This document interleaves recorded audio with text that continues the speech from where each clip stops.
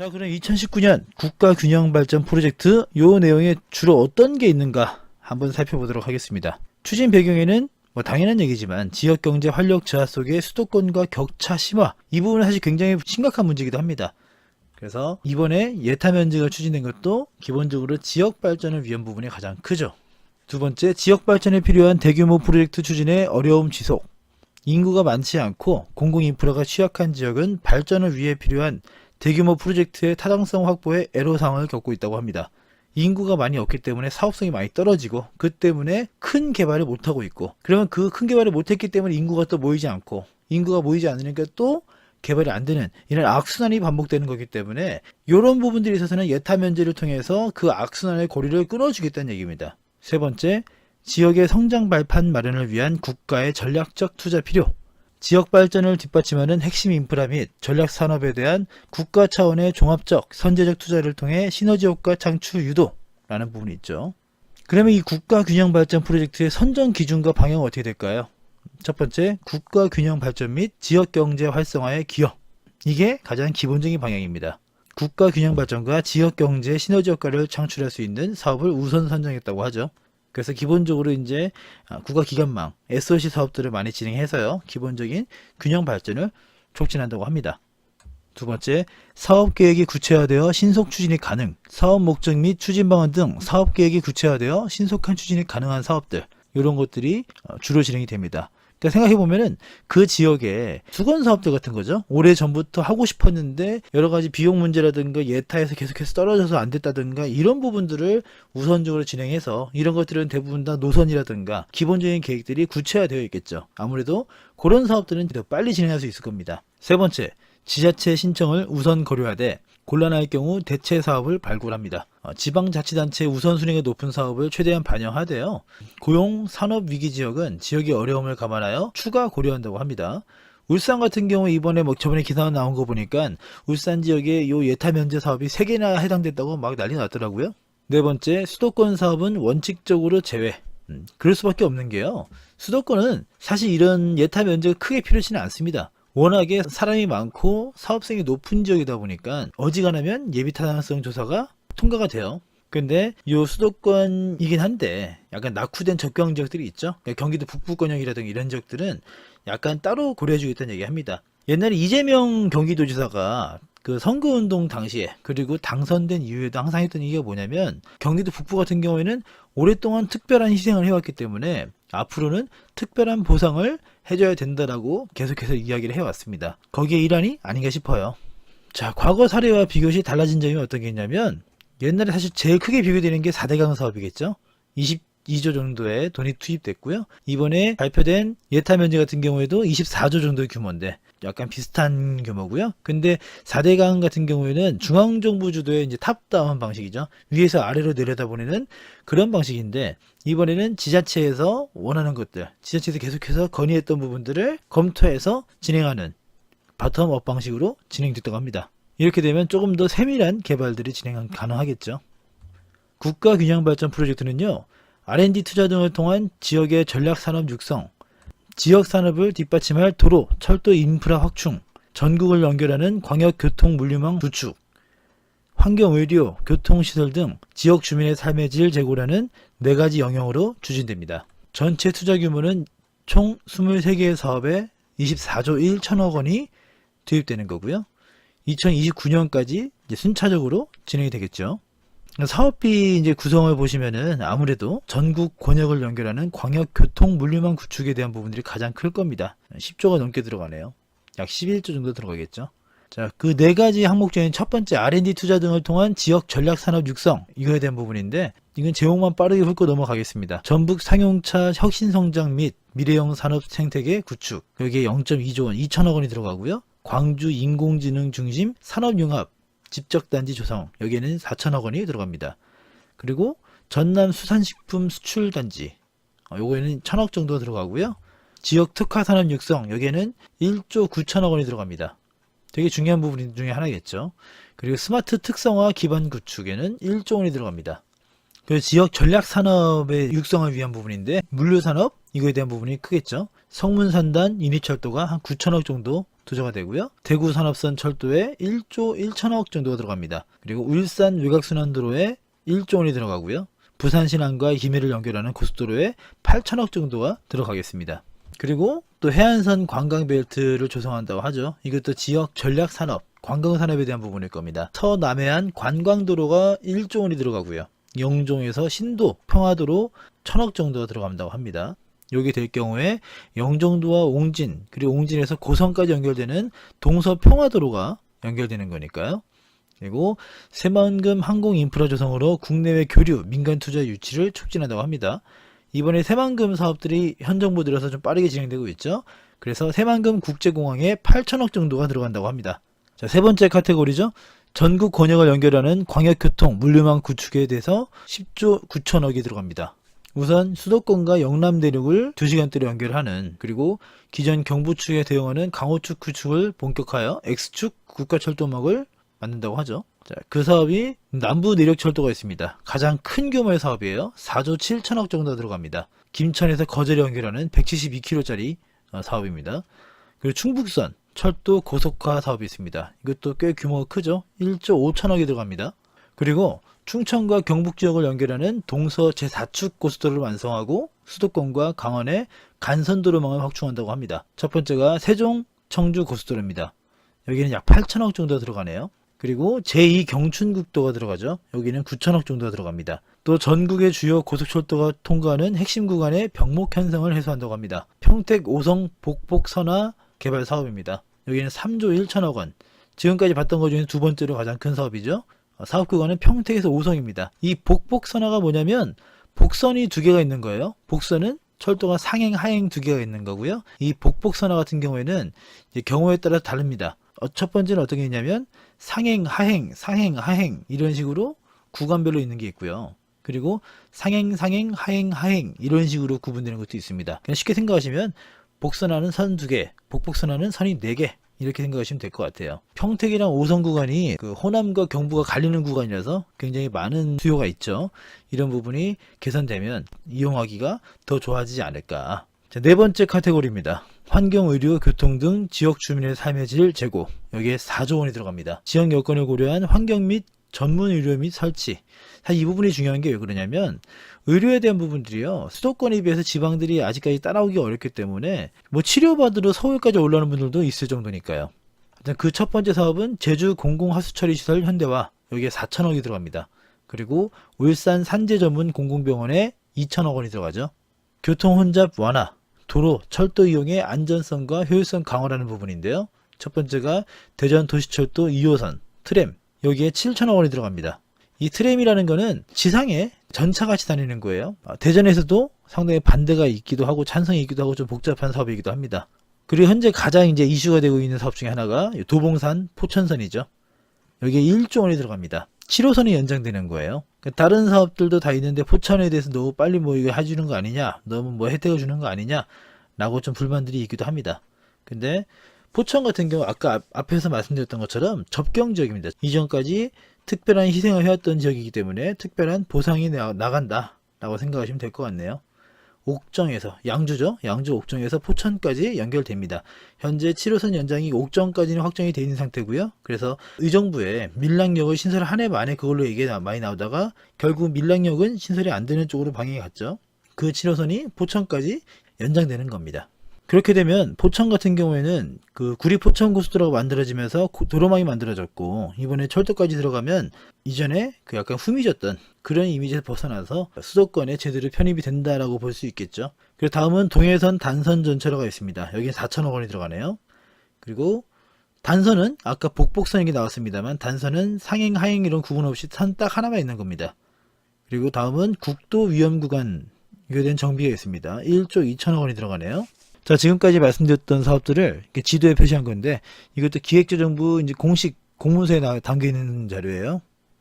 그래서 이제 도봉산 포천선이라든가 영종 신도 평화도로 이런 것들은 어떻게 보면 수도권에서 몇 안 되는 사업들 중에 포함된 거라서 관심을 많이 끌고 있고요. 그리고 남양주와 춘천을 연결해주는 제2경춘국도 같은 경우도 나중에 남양주에 제3기 신도시가 들어가고 하니까 필요한 개발들이 아닌가 싶습니다. 합덕역에서 성문산단을 연결해주는 인입철도 같은 경우도 물류적인 부분에서 굉장히 중요하죠. 합덕역은 올해 말에 2019년 6월 달에 완공되고 2019년 12월 말에 개통 예정인 서해선의 한 역입니다. 그 외에 평택 5성 복복선화 전철이라든가 주목할 만한 사업들은 꽤 됩니다. 여기는 이제 남부 쪽이 되겠죠. 새만금 국제공항도 굉장히 많이 주목을 받고 있어요. 새만금을 이번에 다시 추진하면서 상당히 주목받고 있기도 합니다. 그 외에 좀 흥미로운 부분이 뭐가 있냐면 문재인 대통령이 이제 당선되고 나서요, 거제로 연결하는 KTX를 만들겠다라고 발표가 됐었거든요. 거제도가 이제 문재인 대통령의 고향이라고 그러죠. 근데 뭐 사실 뭐 문재인 대통령이 나 고향 가기 편하게 KTX 뚫어달라 그런 말은 안 했을 거 아니에요. 그죠? 근데 요 사업들은 이제 진행이 됩니다. 김천에서 거제까지 연결해주는 요 사업이 남부내륙철도인데 가장 큰 규모의 개발 사업입니다. 이번에 이런 것들 참고하시면 될 것 같아요. 예타면제 대상 사업은 관계부처와 후속 절차를 신속히 추진한다고 합니다. 예타면제 자체가 좀 빨리빨리 진행하자고 하는 거기 때문에 그 이후의 미적거리에서는 사실 의미가 없겠죠. 그래서 국무회의 의결 후 후속 절차를 이행한다고 합니다. 세 번째 보시면 철도 도로 사업은 19년 예산으로 기본계획 수립 등 우선 추진하겠다. 철도 기본계획 수립비 165억 원, 고속도로 기본조사 설계비 40억 원, 일반 국도 신규 사업 조사 설계비 47억 원, 이런 것들은 올해 배정된 예산으로 진행하겠다는 거죠. 이제 수도권이 많이 빠졌는데 그래서 이제 나온 게 수도권 광역교통망 개선 대책, 이런 것들은 이제 좀 화가 많이 날 만한 수도권 분들을 달래기 위한 자료가 아닌가 싶어요.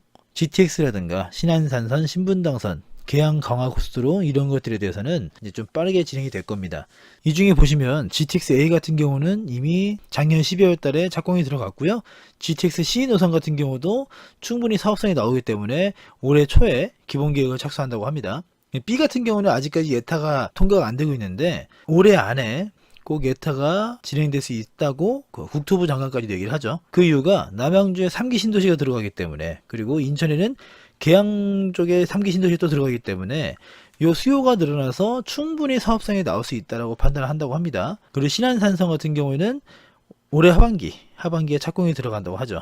그리고 다섯 번째, 사실 말도 많고 탈도 많은 건데 신분당선 연장 같은 경우에는 사실 지금 말이 되게 많습니다. 주민들도 굉장히 많이 분노해 있고요. 왜 그러냐면 호매실 입주할 때요, 이 광역교통 부담금을 이미 냈어요. 분담금을 5천억이나 냈어. 5천억이나. 근데 이명박 정권 때 이 신분당선 전체 노선을 민자 사업으로 돌리고 나서 그 중에 돈이 될 만한 사업들이 있죠. 뭐 강남에서 판교, 정자 요쪽과 연결되는 것들은 그냥 민자로 돌려버리고요. 그 이후의 것들은 진행 안 했다는 말이죠. 그리고 그 이후에 이게 자리를 잡으니까 또 정자에서 다시 또 광교까지 연결해 주고요. 근데 광교에서 이제 막상 강남까지 뚫어놓으니까 그 이용 요금이 민자다 보니까 돈이 좀 더 들어가겠죠. 강남에서 광교까지 하는데 3,800원인가 들어가는 걸로 알고 있습니다. 그럼 거기서 이제 호미실까지 연결하려니까 사업성이 안 나오는 거예요. 이것 때문에 계속해서 진행이 안 됐었습니다. 근데 아까 얘기했던 입주민들이 냈던 광역교통 분담금 이런 것들, 이런 거를 포함시켜서 예타를 다시 진행하면 이거는 반드시 될 거라고 국토부 장관이 좀 자신있게 얘기하더라고요. 그리고 계양 강화고속도로 같은 경우도 인천 계양에 이제 3기 신도시가 들어가니까 이것도 충분히 예타 완료가 가능하다라고 보고 있습니다. 그리고 교통인프라 취약지역 인프라 공급 확대라는 부분이 있는데 이거는 다 수도권에 대한 부분입니다. 별내선 연장은 별내역에서 북별내까지 연결하는 거고, 3호선 연장은 대화역에서 파주 운정까지 연결되는 거죠. 운정 같은 경우에는 2기 신도시로 들어가 있는데 교통 여건이 아직까지도 열악합니다. 한강선 같은 경우에는 아직까지 정식 명칭은 아니지만 방화에서 김포까지 연결되는 꽤 긴 구간입니다. 24km나 되죠. 그리고 7호선 연장 양주 신도시까지 연결되는 겁니다. 고읍에서 옥정까지 연결되고요. 아까 포천 같은 경우는 이 옥정에서 위로 더 올라가는 거죠. 그리고 다섯 번째 위례 트램, 위례 신도시에 있는 겁니다. 마천역에서 복정역, 운암역까지 연결되는 거고요. 근데 위례 같은 경우에는 위례 신사선이 더 빨리 돼야겠죠. 자, 여기까지가 이번에 기획재정부에서 발표한 내용이에요. 내용들은 다 국토교통부에서 나올 만한 내용들인데 예비타당성이라는 거의 주체는 기획재정부니까요. 자, 이상으로 예비타당성 조사 면제 관련 내용들을 알아봤습니다. 예타 면제의 기본 방향과 그 영향을 제 주관적인 관점에서 한번 살펴보도록 할게요. 자, 이건 기사인데요. 뉴시스에서 보도한 겁니다. 예타 면제의 올해 토지보상 22조 플러스 알파 증가, 토지시장 광풍 몰아친다 라는 어떻게 보면 좀 자극적인 기사죠. 올해 토지보상금이 9년 만에 최대라고 합니다. 2009년에 35조가량이 풀린 다음에 가장 많이 풀린다고 해요. 수도권에 71%가 집중되어 있을 만큼 굉장히 많은 개발들이 수도권에 몰려 있습니다. 지난해 땅값 상승률이 12년 만에 최고치를 기록한 배경에는 정부의 주택시장 규제 강화로 인한 반사이익과 함께 천문학적인 규모의 토지보상금이 풀리면서 갈 곳 모를 자금이 토지시장으로 유입됐기 때문이다. 전국에 풀린 토지보상금은 지난해 16조 원에 달한다. 그러면 올해 22조가 풀리니까 훨씬 더 많은 금액들이 다시 토지시장으로 유입된다고 볼 수 있겠죠. 올해 토지시장도 전년과 유사한 흐름을 나타낼 가능성이 높다. 지난해에 이어 정부의 주택시장 규제 강화 기조가 이어지는 데다 연초부터 서울을 비롯한 수도권 지역 주택시장이 하락세를 나타내면서 상대적으로 규제가 덜한 토지시장은 투자자들의 관심을 받을 수밖에 없어서다. 토지보상금 지급도 올해 22조 원이 예정돼 있다. 일반적으로 토지 수용에 따른 보상금은 다시 인근 지역 토지시장으로 다시 유입되는 경향이 있어 결과적으로 집가 상승을 유발하는 효과가 있다. 공공사업으로 토지를 수용당한 경우 수용 토지 반경 20km 안팎의 같은 종류의 토지를 구입하면 취득세 면제 등 세제 혜택을 받을 수 있기 때문이다. 이런 여러가지 내용들이 있습니다. 요는 토지보상금이 많이 풀렸기 때문에 작년에 땅값이 많이 올랐다고 얘기하고 있고요. 근데 작년에는 16조가 풀렸죠. 근데 올해는 그보다 무려 6조 원이 늘어난 22조가 예정되어 있습니다. 그런데 이 토지보상금 같은 경우에는 다시 인근 땅으로 들어가서 그 인근의 땅값 상승을 유발하는 효과가 있기 때문에 올 한 해의 토지시장도 투자자들의 관심을 많이 받을 수밖에 없다라는 내용이죠.